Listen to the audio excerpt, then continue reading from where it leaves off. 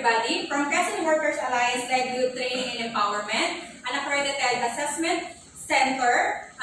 Today, September 28, 2022, I'm Jasmine Yogan, your accredited competency assessor for bookkeeping NC3. So I would like to acknowledge the presence of our TESDA representative, Mr. Jet Jenner. So you don't have to worry about his presence because she's here to oversee the conduct of competency and to check if the assessment or the competency is within the prescribed methodology and procedure. So he will not going to assess you. May I request everybody to please rise for the opening prayer. Amen. You may take your seat. Before we start, let me have first your attendance. Once you stand up, kindly check your name before you sign across the name. So please sign here. Ma'am. Okay. Sir.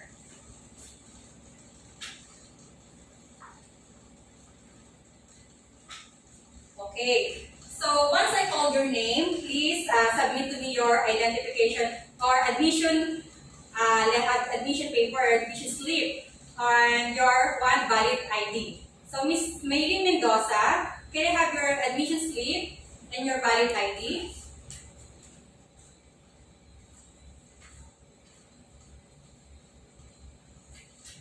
Okay, you may take your seat. Mr. Belgian Oli.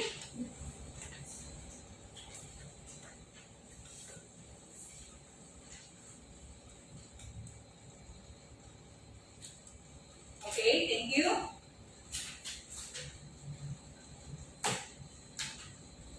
So I have here your accomplished application form and self-assessment guide. So this is the indication that you perform and can do well when it comes to the unit of competency of bookkeeping NC Level 3. So again, I would like you to welcome to the Assessment Center for your assessment in bookkeeping NC3.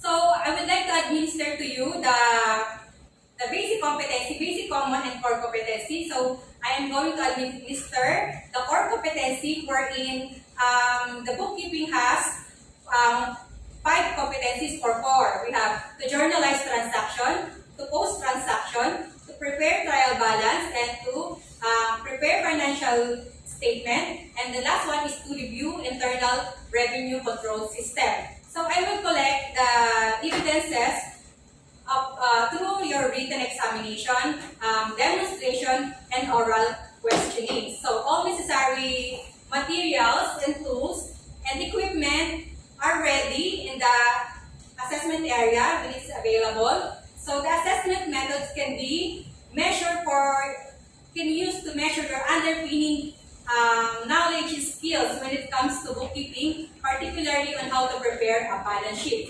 So for personal needs, let me inform you that room B will be our holding area, and this is room C, wherein we are going to conduct our orientation and demonstration, and then the room A will be the questioning if soon the assessment area will be also our questioning area.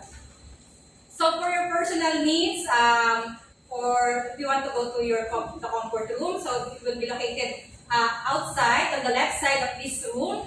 And then if you want to go to take your meal, our canteen area is located at the middle of this building. So however, during the assessment, you are not allowed to leave the premises or the assessment center. So the assessment that we'll undertake are the following. So your written examination will take 15 minutes. Your demonstration will take 35 minutes. And your oral questioning will take 10 minutes only. So after that, we will going to give you an feedback. Okay? So my role as an assessor is to gather evidences and make judgment. So if you have difficulty in in understanding the given instruction. So please don't hesitate to ask questions, and I am more willing to translate it so that you will understand. So during the written examination, if you find dilemma in writing your answers in the written paper, in the written sheets, then you can approach us and we will be gladly to, you don't have to be shy. So we are accepting your answer verbally. Okay, understand?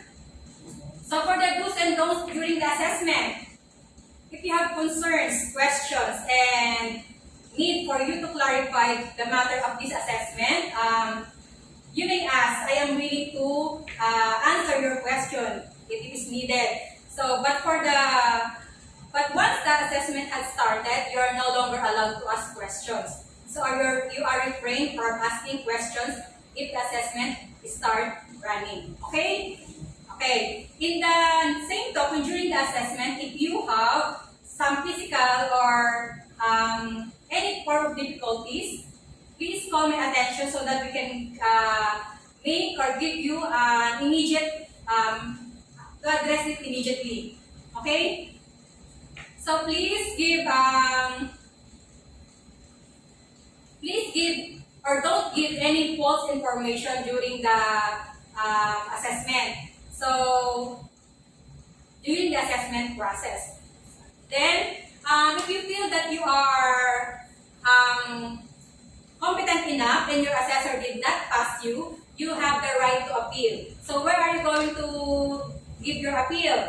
To the TESDA accredited provincial office. You will submit your right of appeal to the office for you to submit the right of appeal. Then for the issuance of COC or certificate of competency, it is the same thing as getting bringing the right of appeal. So you have to go to TESDA accredited provincial office also 5 days after the assessment has been done. So for the reassessment procedures, in case that you found out that you are not yet competent, don't worry about it because you can be reassessed and it can be anytime at your own convenience. So in the case the assessment is full qualification, so you have to undergo the full assessment process. Then if in the case you found out that in some unit of competency you are competent, in some units of competency you are not yet competent, the focus of the assessment will be on the units wherein you are not yet competent. So clear? Is it clear? Yes. So the next thing, if you fail you have 2 consecutive times to take the exam. If you fail 2 times, the assessment center will advise you to take refresher course before you make an reapplication for reassessment. Okay? So for our occupational health and safety, in case if there's an accident, please call my attention so that we can address it. So our medicine kit is located on this left side. So you can see there's a medicine in there. You can use it. And if you have health problems or safety precaution, do you have any medical conditions like hypertension, any other lung problem? Do you have? Okay. For the confidentiality of our result of this assessment, so it is strictly implemented that the result of the assessment is strictly high or been safe. It is only available for those persons who are right person only.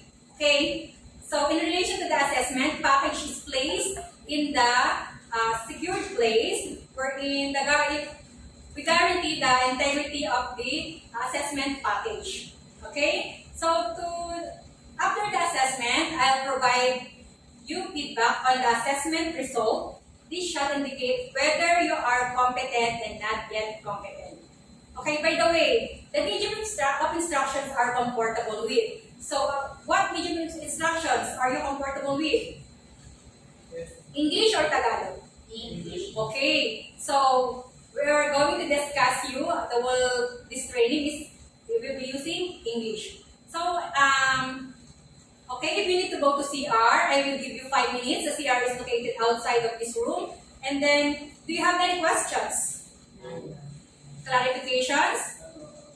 So, if none, here's your specific instruction for the trainee. I will give it to you. So,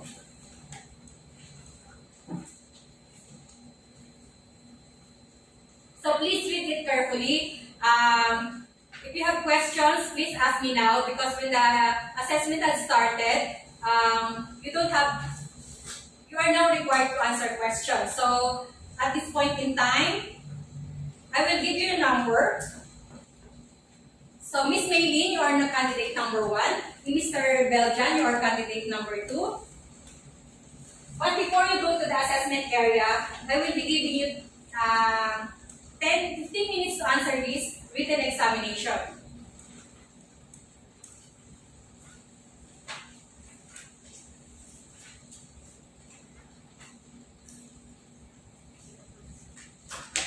Okay? Good luck. Candidate number 1, please proceed to our assessment area where you are going to perform the demonstration on how to prepare a balance sheet. So, candidate number 1, are you ready? Yes, ma'am. Have you read the specific instructions? Yes, ma'am. Do you have any questions? None, ma'am. When assessment starts, you can no longer ask questions here. So, using the materials, tools, and equipment, you are required to perform the task within 35 minutes. So, I will be observing you while you are performing the task. Then after demonstration, I will ask you some questions related to your demonstration. And then I will also give feedback to you once the demonstration is done. So you may call me. There's a need for me to clarify or you have questions with that demonstration. Okay? So, Miss Maylene, please observe safety precautions. Stop if there is imminent accident or keep notes if there is unusual conditions during the assessment. So you may now start.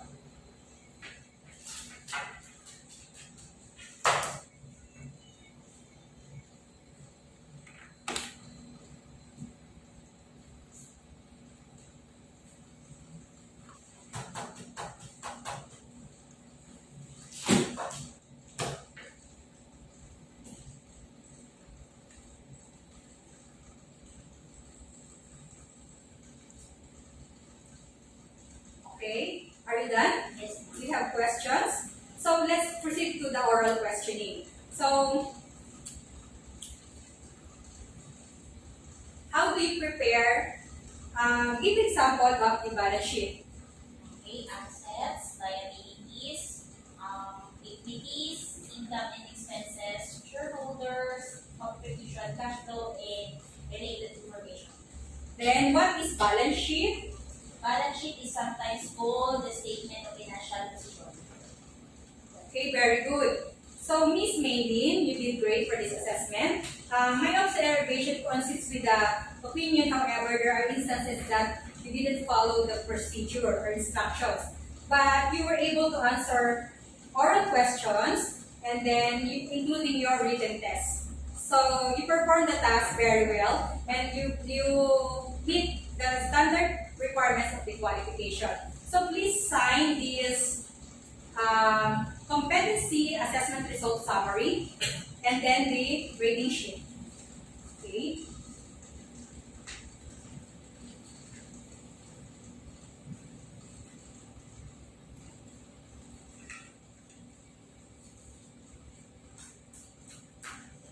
So, since you passed, since you are competent, you can get or claim your certificate of competency on the national assessment, on the TESDA accredited provincial office. So you have to bring with you one passport size ID with color and with white background. So here's a copy of your competency assessment result. Congratulations. Please proceed to the assessment area and wait for further announcement. Please call the candidate number. Candidate number.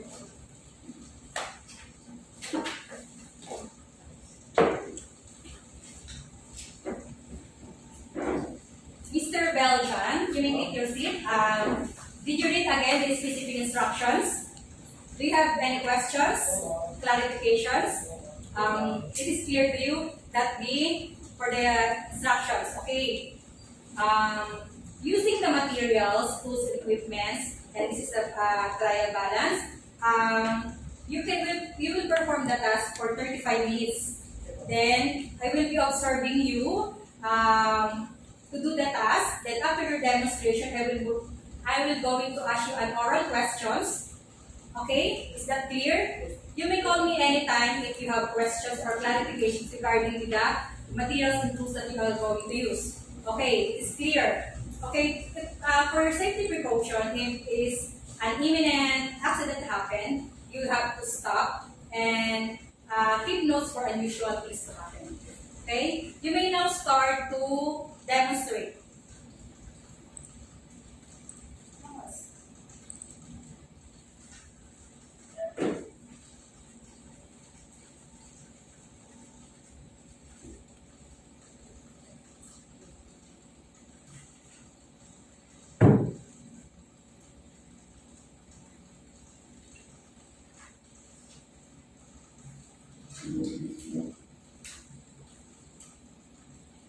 Okay, are you done? Yes, ma'am. Do you have questions? So how's the exam? How's the demonstration? Okay, let's proceed for the oral questioning. So what are the 5 types of the financial statement? Statement of financial position, statement of balance sheet, cash flow statement, and financial statement. Okay, very good. The next one. What is balance sheet? Balance sheet is sometimes called a statement of financial position. Okay. So let's go for the feedback in Mr. Beljan, since you are here. So how's the assessment? Is it good? Okay.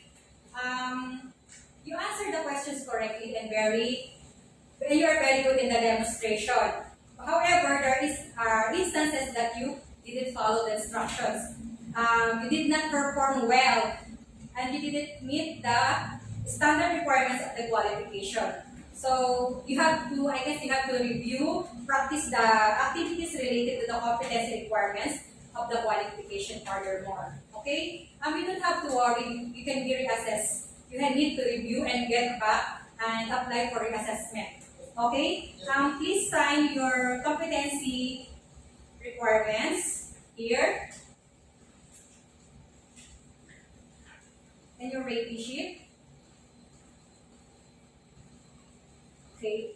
See, here's your cover of your competency assessment result. So you may take your seat to take back on the candidate. Okay. How are you candidates? So may I remind everybody now, for those who are competent enough, you can claim or get your certificate of competency at the National Assessment Area, and please bring one valid passport ID with white background and with color, okay? And please bring 50 pesos for the payment. So for the not yet competent, you have to reassess anytime at your own convenience. So is there any question?